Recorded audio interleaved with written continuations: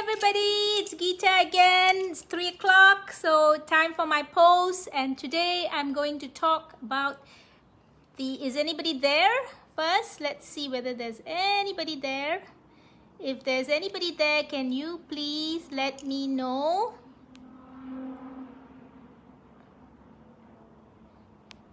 Just say, yep, I'm here.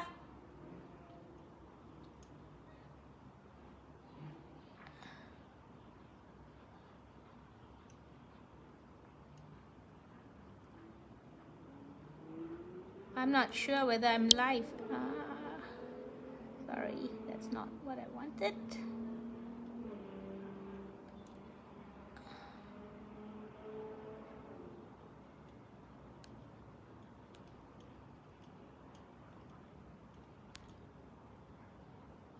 Oops, how do I get back? Yeah.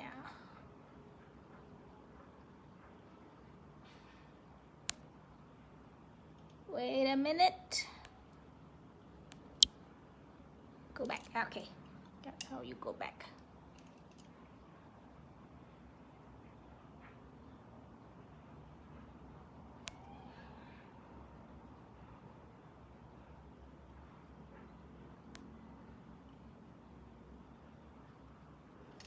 Okay, well, I'm live, so I'm not sure whether there's anybody there and whether you can see me. Nobody is coming up. If you're here, can you please say, yes, I'm here? Am I doing this right?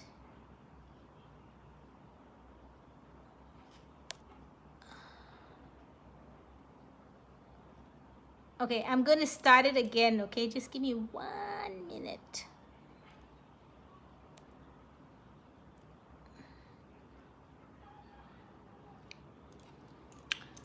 Okay, so today I'm going to talk about the importance of establishing a daily routine in life. Now, since it's the beginning of the year, you know, everybody is talking about habits that we need to inculcate. And so this is, I think, a fitting topic at the beginning of the year, right? How to inculcate habits. And having a routine is generally a good habit. Now, why? Why do you think that it's good? Because a lot of people, oh, now I see people, all right. There are a few of them. Krishna Reddy, yes, hi, how are you? Thanks for coming on to my live, okay? So today we're going to be talking about the importance of establishing a daily routine in your life, okay? And in your work, especially for those of us. Thank you. Happy New Year to you too, okay?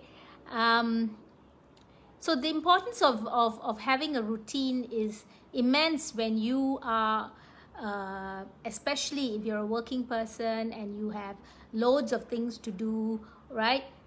It really helps if you have a routine as to how to do them. So I've got a few things that I feel that a routine helps in, right? For example, it helps us to be more in control of our lives, right?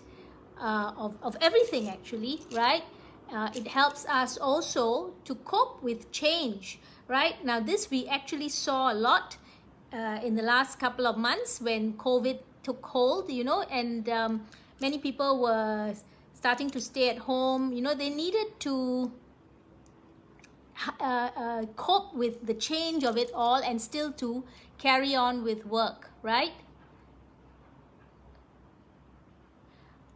So that's one of the things that I feel that a proper routine does help with. It also helps today, especially we are talking a lot about mental health. So if you have a routine, it can help you in your mental health. You don't get so stressed. You just carry on with what you have to do, right? You are able to reduce your stress levels. You are basically able to set the tone for the day. All right, you know what it is that you need to do. And the next step, of course, would be to prioritize. You know, which are the things that you must get done today or every day, and which are the things that you can actually push on to the next day if you have too many things. So it really gives you better focus of what is actually in front of you and what needs to be done immediately. So priority is very important. When you can prioritize what exactly you need to do, it makes the day that much easier to go through, right?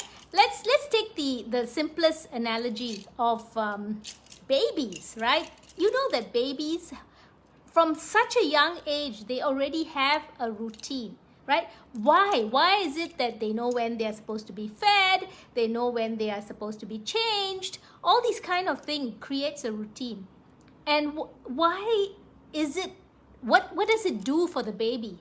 You can see that the baby becomes more secure, right? It has this sense of security that, oh, I'm being looked after. I know that, you know, I'm going to have this, I'm going to have that. They can't verbalize it as yet, but there is this analogy that we can use, that routine is good starting from even a very, very, very young age. Okay, right? So what can we, if we look at this for the bigger picture of this, what can we say? Basically, I think that, you know, this is what I gather, that humans are all sociologically, right? They are bound to structure. They like structure, and they are very structured in the way that they do things. Okay, so humans are bound to structure, and the structure really helps them to focus on things which are important for them and to be able to get them done as well. Okay, so that I feel is really important. All right. Okay, so what else? Let me see. The other thing that I want to talk about is 5 daily habits that I went to take a look. Okay, I did some research on this, that most productive leaders have the daily habits of productive leaders. Okay, so what would you think is daily habits that help you? All right, for example, one of the things that obviously would help everybody, I think, is getting enough sleep. I think sleep is a very important thing, which a lot of people sometimes just don't give themselves enough of, including myself. Okay, and this is one lesson, in fact, that I am bent on trying to make sure that I do it this year. Last year, I mean, it's just been very, very busy, and sometimes you feel that you need to change things, and which is the thing that you compromise on? Your sleep. And then the next day, you're just not as productive as before, right? So it doesn't work that way. So I've told myself that whatever it is this year, I am going to give myself that cutoff point by about 11 o'clock at night, and just get to bed immediately after that. Okay?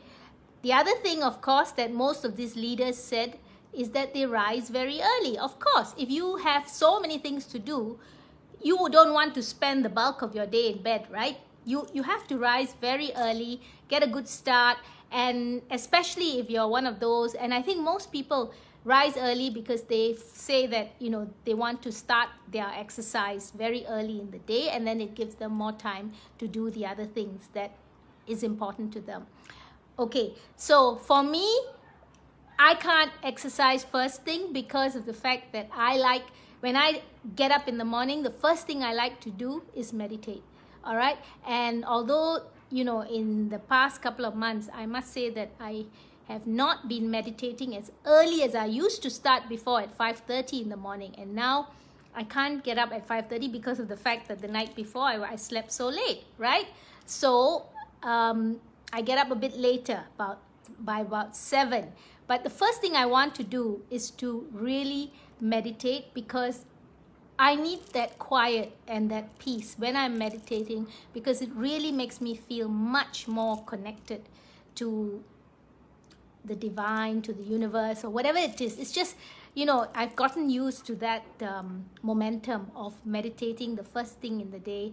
And I really, if I don't do it, I miss it. I miss it a lot.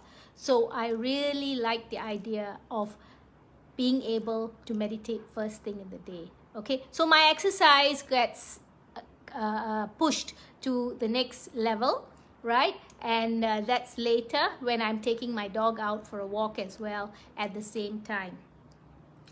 Okay, now the other thing that going back to the daily habits of productive leaders, each one of them, especially those who are in higher positions, CEOs and all that, did say that they meditate daily as well. I guess when you are in a very stressful job, especially, meditation actually helps a lot because it creates that mindfulness that you need and that calm that you need to be able to deal with so many issues that you deal with in a day.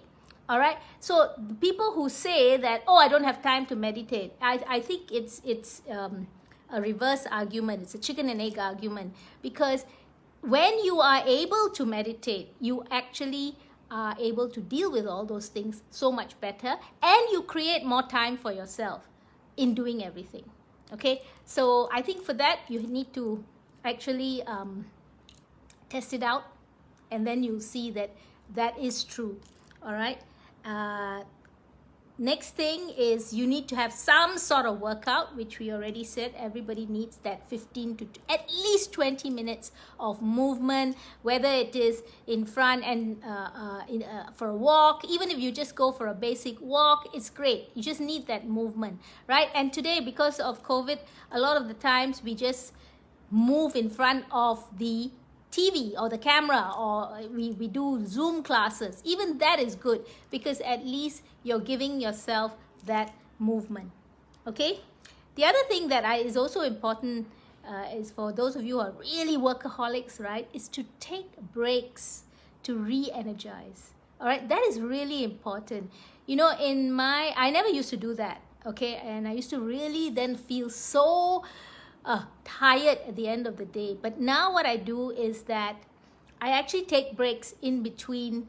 I do 2 hours of work, and I'll take a 6 or 7 minute break just to eat something, or, you know, change of location or something. And it really does help. And the other thing that I also do in between is that sometimes I just do a bit of breathing. You know, taking a deep breath also helps you to re-energize. So if you do 2 or 3 times in a day, it helps a lot. Okay? Eating a good breakfast. Now, you all know that if you don't eat a breakfast, well, some people, those who are on intermittent fast and all that, may disagree with all this. But generally speaking, if you are one of those who has a full day, do have a good breakfast, right? And so that you, and breakfast can be really nice and heavy, so that you can burn off all that stuff with what you're doing. And it is, for me, the right meal to start the day with heavy. And then after that, it gets lighter and lighter as you go along. And your dinner should be the lightest meal, possibly soup or something like that, which is really good, because then your body can get ready to do the detox that it needs to do when you go to sleep, right? That makes sense. Okay, then any issues, any questions, anybody wants to give any comments, please do so. I'd love to hear from you. There are some people watching, so give me some comments. It'll be great. Okay, so while we make a lot of lists, you know, right, as part of being what I said just now, we're all very structured human beings, right? So as part of being a structured human being, we tend to do a lot of to-do lists, especially those of us who are properly working, right? We do to-do lists. I mean, everybody has got their own version of to-do lists and how it can help you, right? And generally, all of us, we will mark down whether we have been able to do all these things that we have to-do lists or not. So the other day when I was doing my meditation, I mean, of course, to-do list is something that I think most people do all the time, right? So they are used to it. But when I was doing my meditation, I suddenly realized after that the one thing that I don't do and that I should do is not a to-do list, but a to-be list. You know what's a to-be list? When we visualize, what should we be? Like, for example, so now I'm trying to do to-be list, a to-be list, to ask myself the questions: who do I want to be in 2021?